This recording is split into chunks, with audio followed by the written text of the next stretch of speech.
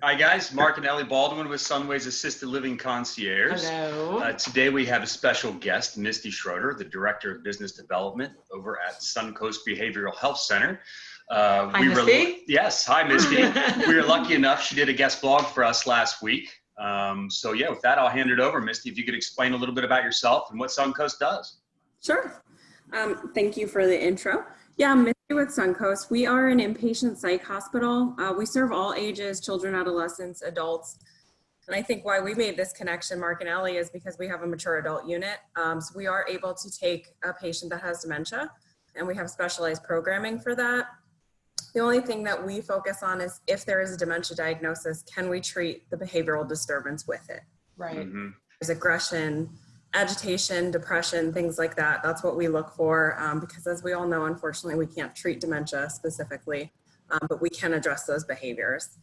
Yeah. In addition to that, we have a partial hospitalization program and intensive outpatient program. So we're able to see patients on an outpatient basis, which can be really helpful in either preventing hospitalization or on the back end after they're discharged to make a smoother transition back to traditional outpatient. Yeah, which is so important. I mean, I'm sure you see that all the time. Yes. Just support. Absolutely, yes. Is what's needed, for sure. Well, speaking of that support, I know that the main reason why you wrote this post and why we wanted you to write this post is really making sure that this idea of mental health is being included in the healthy aging discussion, which so often it's excluded. And one of the main things that you talk about is, especially as a caregiver, some of the symptoms and signs that might be overlooked to be looking out for when it comes to mental health. So why don't you talk about that for a second? Sure, yeah. So when we talk about mental health, and the biggest thing we see in this population is depression and anxiety. Those symptoms can look really similar. Main things we want to be looking for is changes in appetite that can go either way, not eating as much or eating too much, which can also lead to weight loss or weight gain.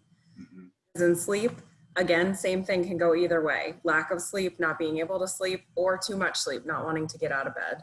Right.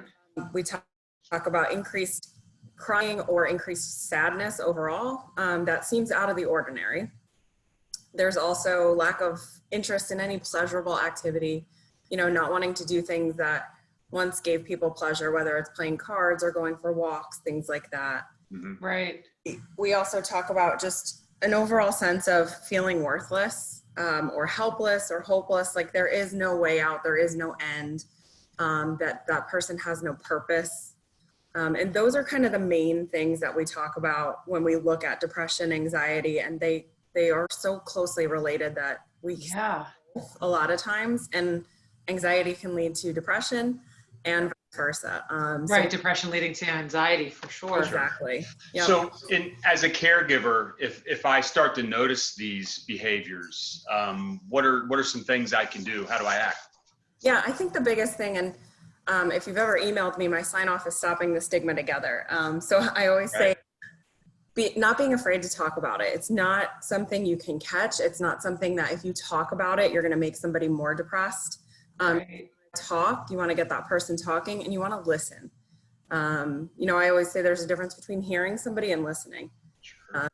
Listening is understanding what they're saying and just hearing them out and making them feel understood. That is probably the biggest thing. And then just providing activities that might engage interest, seeing if there's something new to try. These are all kind of ways just to see if it is normal age-related sadness. In my article, I talked about there's a lot of things going on for this population that could cause that sadness. Right. We need to find out if it's pathological, and if it's something that we need to, really get some more additional professional help. Yeah. That's how you're going to do it, through listening. There's a lot of, especially now, there's an influx of all kinds of support groups, and they're all available from the comfort of your own home. I was going to say, they're all virtual now, right? Exactly. And I do anticipate that things will stay that way a lot too. Yeah, likewise. Yeah, our programs are offered through telehealth now, our outpatient programs, so that we can continue to help people and not have to worry about that fear of, coming in and being exposed to the virus that we all know about. No, Another for sure. important thing is engaging in kind of a life review process, like talking about the good times. We get caught up, and this is any age group, we get caught up in what's going on right now that's negative. Right. Sometimes we live there. Let's talk about the good stuff. What was good? Yes, you have a lot of grief right now, but let's talk about those good memories, and focusing on those things. Or even good that's happening right now. Something that we talk a lot about is even gratitude of, even if so many bad things happen today, something good did happen. As small as it might be, it's trying to put the focus on that, right? That can help everyone. Yeah, it Absolutely. is. Easier said than done, but. Yeah, but it does also change that pattern of thinking. If we're trying to find the good things, we notice them as they happen instead of just completely overlooking them to wait for the next bad thing to happen. Indeed. Yep. Indeed. Exactly. So that's so important. Volunteering activities are always good, and that kind of goes along with creating a routine to make sure that there is a purpose to that day. Volunteering gives you that purpose, and I'm a big believer that if you help others, it makes you feel better and gives you a huge purpose. It's always important too. Yeah. The most important thing I think is, if you're noticing that these symptoms, they continue, is to not be afraid to seek professional help. Because as caregivers, as family members, we can't do this all on our own. Yeah. That's the reason that there is a psychiatry field and facilities like mine, is because sometimes people need that extra help. So not being afraid to know that, being aware of your local resources, who to call, what that process looks like. NAMI is the National Alliance on Mental Illness. They're a great resource, and they really break it down for family members, for caregivers. Our facility is 24/7. We're always available to just call and see what the appropriate step might be. Our assessments are all no cost to patients. Perfect. Able to help in that way too. Yeah, and we'll make sure that we are not only including the link to the blog itself, because there's also a lot of other information in there too. Your contact information is in there. And so being able to reach out to you directly, just to even brainstorm like, hey, this is what I'm dealing with, what services, inpatient, outpatient, would you recommend?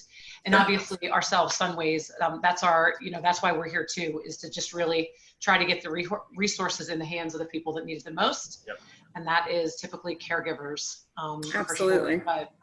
Well, thank you so much for writing the blog and for taking time today. I know it's going to help so many. Much appreciated. And reach out if you need anything. And guys, we will see you again next week. Thank you. Bye.